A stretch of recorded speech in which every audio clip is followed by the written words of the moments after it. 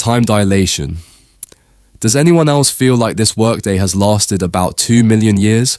I swear, I've aged a decade in the last 10 minutes. A giant on-screen clock reads 10 a.m., then creaks, changes to 10:01 a.m. This is time dilation, the phenomenon where your brain either slows the clock to a grinding halt or slaps it into fast forward, depending on what you're doing. Bored? Hello, infinite timeline. Having a blast with friends? It's already tomorrow, and you have no clue where the time went. It's not actual magic. No one's warping the fabric of space-time. It's just your dear old brain going, we're bored, so I'll make every second feel like an hour. For funsies. Or if you're all jazzed up, it's like your internal clock is wearing roller skates, whooshing through the hours. Ever spent an afternoon with friends and realized, whoa, it's 3 a.m. already? Or, on the flip side, had a really dull lecture at school that seemed to last a lifetime, only to check your watch and realize it's been like 10 minutes? That's time dilation, folks. Now you know. Your brain's a secret time lord, but only when it feels like it. Doorway effect. Right, I'm going to the kitchen to grab something super important. What was it again? They turn around, scratch their head. A comedic tumbleweed rolls by, signifying the emptiness in their mind. This doorway effect is a classic. You have an epiphany. I need that one thing right now. But the second you cross a threshold, your brain's like, new environment, let's clear the memory slate. Researchers say it has to do with how our brains compartmentalize events. When you switch rooms, your grey matter essentially logs off one mental file and opens another. Cue confusion. Your memory doesn't vanish because you're losing your marbles. It's just your brain deciding that was the old room's problem. Just wait until you end up in the bathroom holding a spoon because you forgot if you came in for the floss or the ice cream. Pro tip, maybe write stuff down before you pass that doorway, or keep snacks in every single room. Either works. Confirmation. Bias. Elementary, my dear self. I strongly believe pineapple is the best pizza topping. Let me find evidence to prove myself right, and only that. They toss aside any evidence that suggests otherwise. Alright, so confirmation bias is when you actively hunt down info that supports what you already believe, while ignoring facts that might clash with your precious opinion.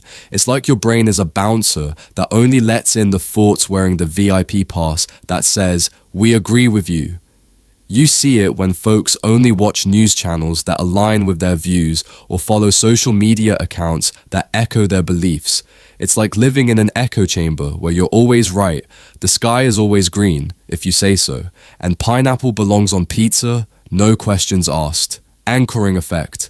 Folks, for a limited time only, you can purchase this golden paperclip for just $99.99. That's down from the original price of $9,999.99. Wow, what a steal. This is the anchoring effect. Our brains latch onto the first number or idea we see, like that $9,999.99 original price, and from that moment on, we compare everything to it.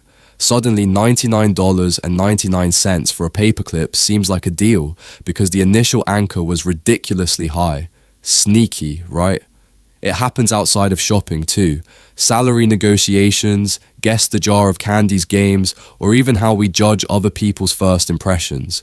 The first fact you hear shapes every subsequent thought. So next time someone offers you a great deal, just remember, your brain's anchor might be pulling you down.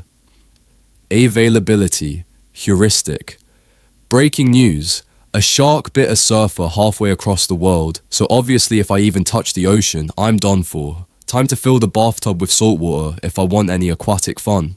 The availability heuristic is when you judge how common or likely something is based on how easily examples pop into your head.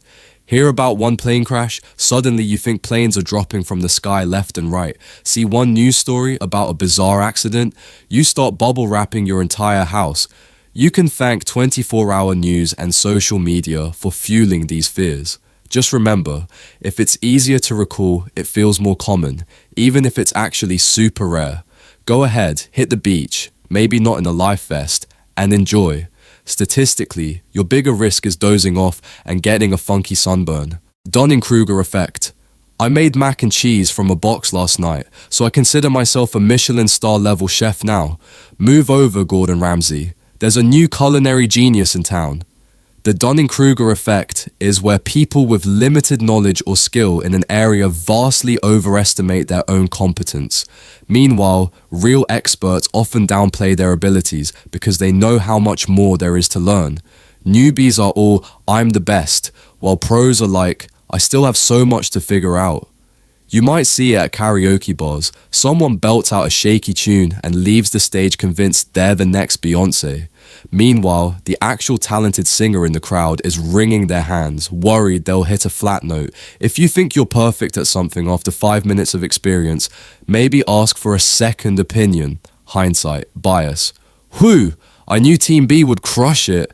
I said it from the start. This was inevitable. Classic hindsight bias.